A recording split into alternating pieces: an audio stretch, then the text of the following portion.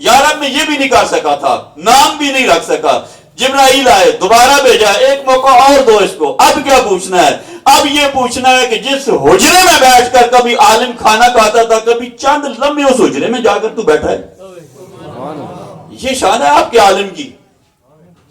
بچوں کو عالم بناؤ، مفتی بناؤ، صبح شام ان کے پاس بیٹھو، پھر صبح شام ان کے پاس بیٹھو اور یہ ساری موجیں لو، اور ادھر جب یہ جواب ہوں گے تو آسانی سے دے سکو کہ ہاں یار اب میرا بچہ حافظ تھا، عالم تھا، مفتی تھا، میں صبح شام اس کی خدمت بھی کرتا تھا، مزہ آ جائے گا نا۔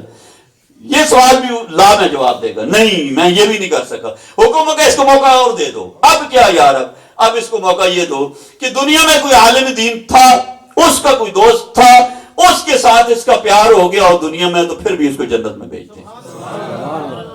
دلی سبحان اللہ، آئندہ میں آیا تو اس سبحان اللہ پہ میں آپ کے نہیں آؤں گا، بڑی خوشی سے بولے سبحان اللہ، اتنی بڑی بات ہے یہ۔ بچوں کو عالم بنائیں، حافظ بنائیں، اس طرف لگائیں، پھر دیکھیں حضرت غوث اعظم کو کتنی بڑی ہم مانتے ہیں، بھی پیروں کے پیر ہیں، ہمارے مرشد ہیں، سر کے تاج ہیں ہمارے، وہ فرماتے ہیں میں علم حاصل کرتے کرتے کتب بن گیا، اور ہم علم نہ حاصل کرتے کرتے بالکل اس طرح ایک نالی کا قطرہ بھی نہیں بن سکے۔ یہی بارش برستی ہے، ساری طرف برس جاتی ہے، ڈھیروں بھی برستی ہے، کوئی اس کو قطرے کو پوچھنے والا نہیں ہے۔ اگر یہی بارش کا قطرہ سبز گنبد پہ پڑ جائے تو ہم نیچے جھولی رکھ لیتے ہیں۔ اب یہی بارش کا قطرہ، قرآن کی بارش کا قطرہ، اللہ کے محبوب صلی اللہ علیہ وسلم کے غلاموں کی توجہ کی بارش کا قطرہ، یہ نظریں جو سینوں پہ پڑتی ہیں آ کر، یہ اللہ کا نور منتقل کرتی ہے۔ اس لیے شاعر کیا کہتا ہے؟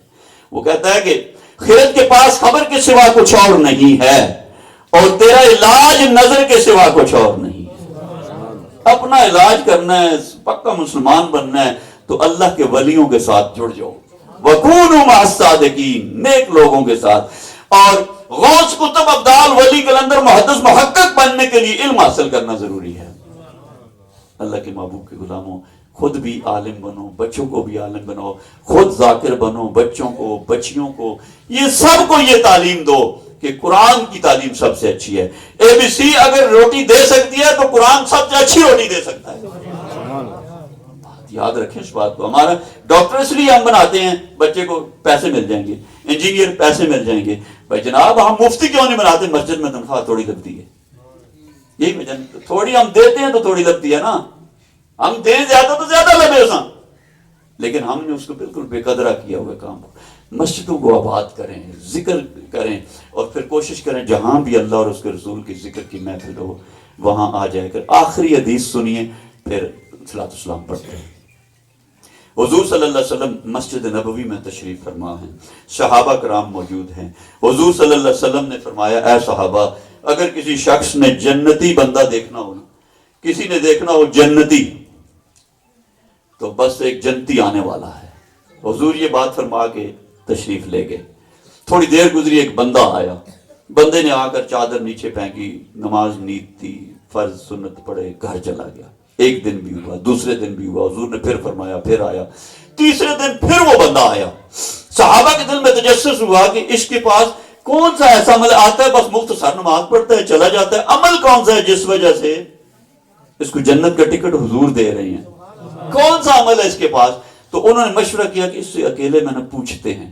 عبداللہ بن عمر رضی اللہ تعالیٰ میں ڈیوٹی لگی کہ آپ جا کر پوچھیں مسئلہ کیا ہے۔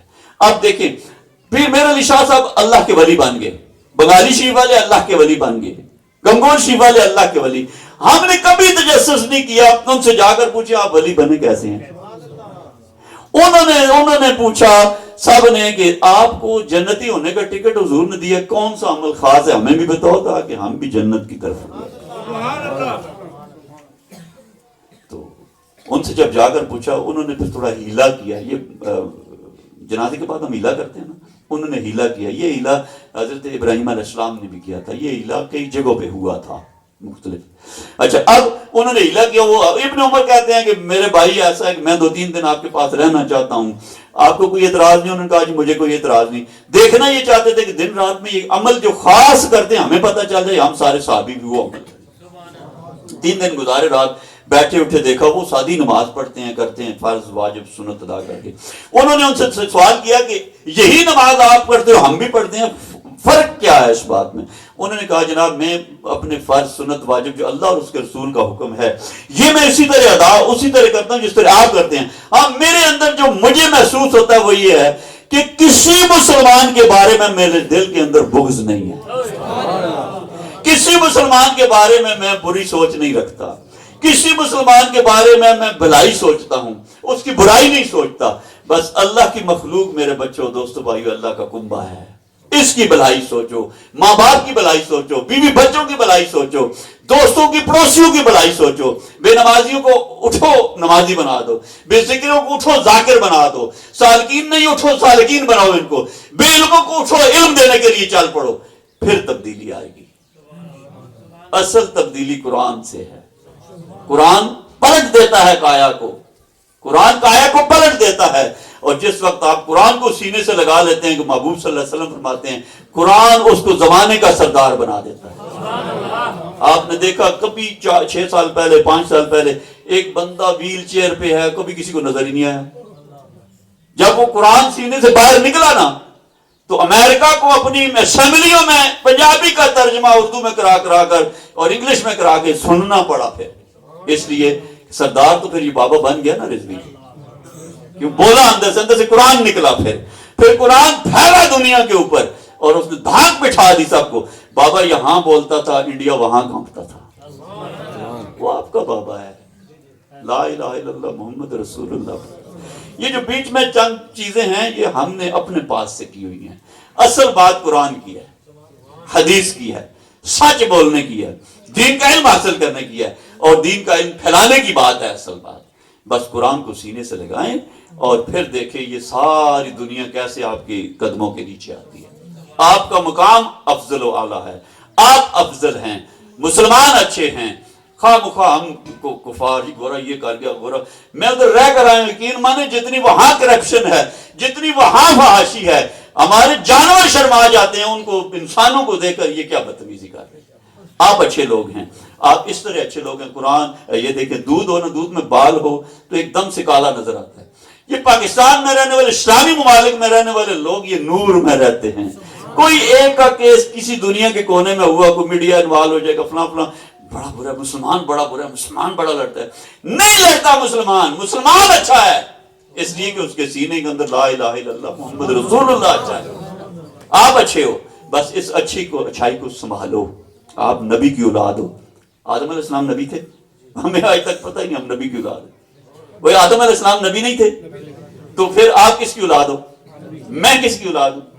وہ اس کی لاج رکھو، نبیوں کی اولاد ہو تو پھر نماز کا ٹائم ہو ہم نماز نہ پڑھیں، داڑھی محبوب آنکھیں رکھو ہم نہ رکھیں، بولتے سچ بولو ہم سچ نہ بولیں، بولتے ہیں آنکھیں نیچے کر کے چلو ہم لڑکیوں کو آنکھیں پھاڑ پھاڑ کر دیکھیں، بولتے ہیں کہ فحاشی اور عریانی سے بچو، ہم نیٹ کے اندر جیب کے اندر فحاشی ڈالی ہوئی. ہم نے توبہ کرنی پڑے گی، دور جانا پڑے گا.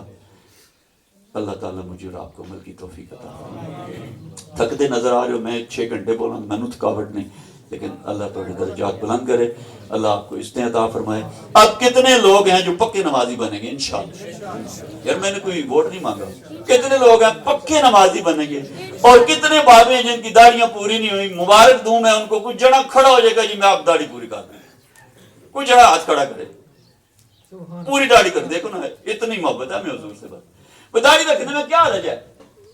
اس داڑھی کے ہر بال بدل میں آپ کا کی کرتے ہیں، آپ کو ایک نیکی ملتی ہے، ایک گناہ معاف ہوتا ہے، آپ کے رزق میں اضافہ ہوتا ہے، حضور خوش ہوتے ہیں.